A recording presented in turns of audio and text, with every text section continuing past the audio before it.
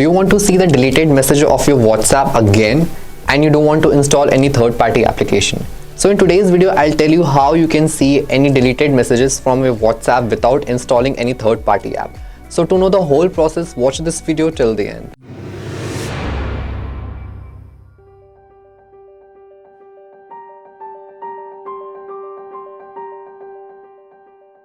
Open your phone settings,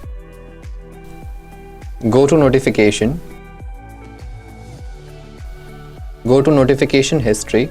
Now toggle this button and now you can see all the messages which has been deleted from the WhatsApp. So by using these tips and techniques, you can easily see any deleted messages of your WhatsApp through your phone settings only without using any third-party application. So if you like this video, please give us a thumbs up, share with your friends, and yes, do not forget to subscribe our channel. I'll meet you in the next one.